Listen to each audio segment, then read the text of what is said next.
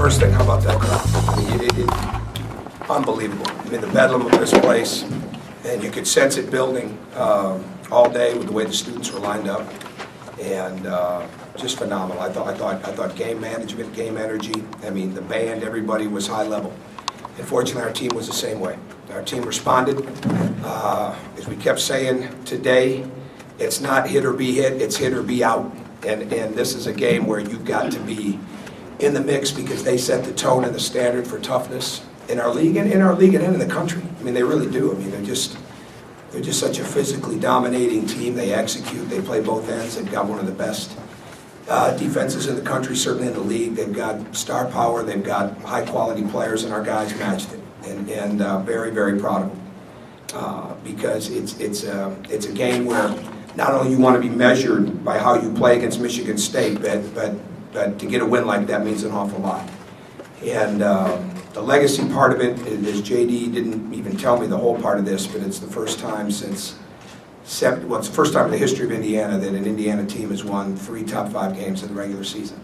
So that's something they can all take with them, and that's remarkable considering where we have been. But before I talk more about the game, the thing I'm most proud of with this team as we continue to get better is every one of them have earned it. That there's been nothing handed to them. There's been nothing given to them in the sense of anything bestowed upon them. They haven't been entitled to anything. They've just continued to improve in the program. And they're living proof of what happens when you persevere and you deal with adversity and you lock yourself in the gym and you just make yourself better.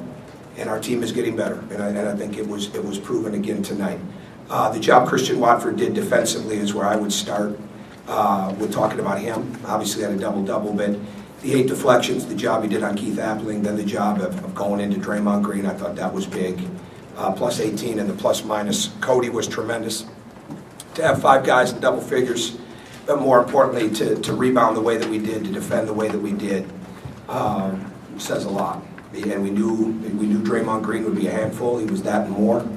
But I think with the exception of a couple buckets, we made him earn them, and we did a really good job on other guys. So our guys continued to battle. They're doing a very good job for the most part right now of executing by recognition, of recognizing what's there in the break and when it's not, making sure that they bring it out and that they play, and very proud of the way that they played. And again, I feel good about where they're at, but I feel even better about how much better they can get. And because our work ethic is high, and really proud of the way they're playing.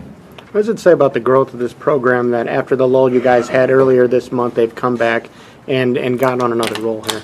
Well, I think it's like anything else. When you go, and every team is different, okay, and every season is a new season. But they've never been in these situations. You know, when we first got here, we started talking about uncharted water. It was for everybody. It was for all of you covering it. It was for all of them playing in it. It was for us coaching it. You know, the fans being involved in it. Well, it's the same thing now. I mean, it's uncharted when you're climbing and you're getting better. And Jay Billis made a point in the interview after he called it an innocent climb. You know, and I guess it is. You know, it's very Pat Riley-esque, but I mean, I guess it is. And what we've got to continue to do is not get caught up in anything but that climb, and that climb is all about practicing hard, getting better, not making the wholesale changes, making competition the forefront of practice, and making improvement what you're measured by, and making sure that everybody understands. And I think that's what happened. I mean, Christian Watford, he has spent enormous time in the gym, you know, since last spring, but as much as any time in the last week and a half, you know, to build himself, and in the film room, and that helps bring confidence. And so I think that's key, and that's why how you want your program to continue to grow. And now as we move down the road and new guys come in, they'll have people that have been through it, seeing what happens when you do it right.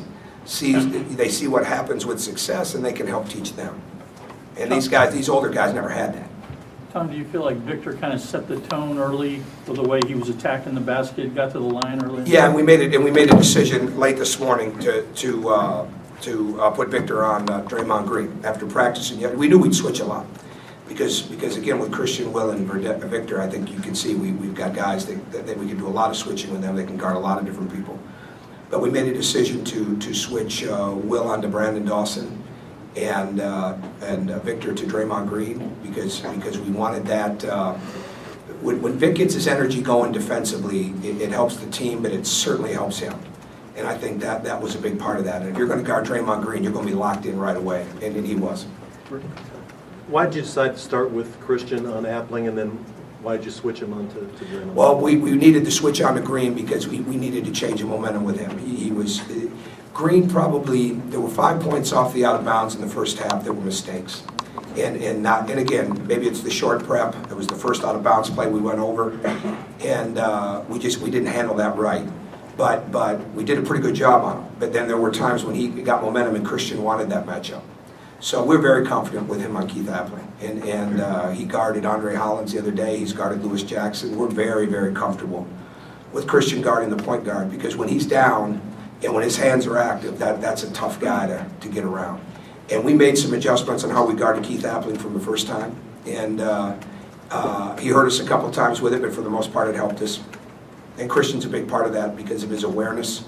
Very, very smart player. I mean, extremely smart. But again, the story of the game for him, outside of the defense on Keith, was the rebounding. Coach, after the game, Coach Izzo said that the two keys to the game for you guys today were Victor and Cody. What do you think has made Victor get into that conversation as being really one of the keys to your team and one of the better players in the league? Well, I think he just gets better and better. I think he epitomizes the program. I think he keeps improving. I think he came here as a less than heralded guy, fairly highly ranked, I guess, but not really. I mean, undervalued, and he just has a work ethic. Will She's the same way. Cody just has. I said this the other day, yesterday. Cody does so many things. He fills the stat sheet, but he fills so much more than that. And that steal coming out of the timeout was huge. I mean, one of the key defensive plays of our year. But because that broke momentum's back right there and put it back with us. And those guys just continue to understand that defense controls so much. But this is not a situation where one or two guys led the way. This was a team effort. I mean, Jordan Hall's played phenomenal. What I was most proud of with Jordan tonight is he controlled the game, and then when Jordan moved right on. If something didn't go right, Jordan moved right on to the next play. That's tremendous growth for him because he beats himself up so bad when he makes a mistake, and that hurts our team. So when he can make that adjustment real quick, it really helps us. Matt did some really good things. Certainly Will and Verdell were really good. I mean, so it was a team win. I wouldn't single out one or two guys as being just the guys that changed the game. I thought our team changed the game from the way they started. Did you feel that in prep that these guys got a sense that they maybe let one get away when they were in East Lansing and were really itching to get to him? Yeah, we knew we didn't play well. The last thing we showed them today, that's 2 months ago today, but the last thing we showed them today before we came out the court was our first 7 minutes of the game at Michigan State. And we saw ourselves standing around. We saw ourselves settling for jumpers. We saw Cody not demanding the ball and playing more upper body rather than getting low. And Cody learned a tremendous amount. I mean, again, our team's been quick learners all year. We come back from that game and beat Ohio State. So we showed bits and pieces of that game. We never spent enough time with watching the whole game. We did as coaches, certainly, but we wanted to show them the message we wanted them to take. And did they learn lessons? Yeah, they learned them right away, and they probably had a good memory. Dave? Tom, to get a win over is it, I know special is the right word, but I mean, does it mean anything to you? It means something that when you go against great coaches, and I've had a chance, as a head coach going into the first year when you're in a league with Denny Crum and Bob Huggins, and the next year it's John Calipari, and right after that it's Rick Pitino. When you're going against great coaches, you certainly, there's a little more to it because you're spending so much time looking at how they do things inside the game and inside, okay, when you're getting ready for another game. Michigan State is always going to be one of the first games if they played a common opponent that we're going to start with. So it's not a personal thing. I mean, he's one of the best friends I'll ever have, and I've learned so much from him. But it's a lot more about playing well against a great coaching staff, and great program. Michigan State really started the second half strong, forced you guys to do a couple mistakes, and then after the timeout, you guys came back, got right back at it. It was cut to 6. They didn't get it that close to that. What did you guys do to kind of pick up your level of play? Well, we took a couple deep breaths, honestly. I mean, we took a couple of deep breaths because that's basically what we needed to do. We just needed to settle in. I'm not joking. I mean, we needed to settle in. It's part of what we do at the timeout. I mean, we just needed to settle in, get our execution back. We were trying hard. It wasn't like we were coming out feeling like the game was over or anything like that.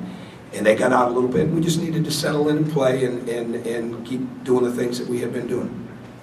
You mentioned just deciding to put Vic on Draymond. This is the second time where you kind of put him on more of a post guy with Rodney, and then kind of flipped it in the second half. Well, we started Will on Rodney Williams the other day, and then we took him off because he got the fouls. You know, and a little bit of that was more with the blockouts. I think, but Vic went to him pretty quick inside of the game. Like as soon as we took Will out, got 2 quick ones. If I'm not mistaken, I think then Victor went to him. But go ahead. What do you like just about that idea of having Christian out kind of on the perimeter early and then kind of bringing him back, I guess? Well, first off, they can guard. They can really guard. And I think it's a matter of getting into bodies. I think it's a matter of using your advantages, you know, length.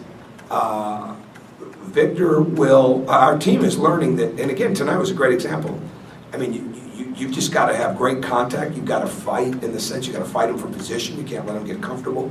Michigan State has made great strides offensively since we played them, where Draymond is such a great passer. He's always been a very good passer, but he's such a great passer out of the post at finding cutters, whether it be the 5-man, Nix or Payne, or whether it be Dawson coming off the weak side.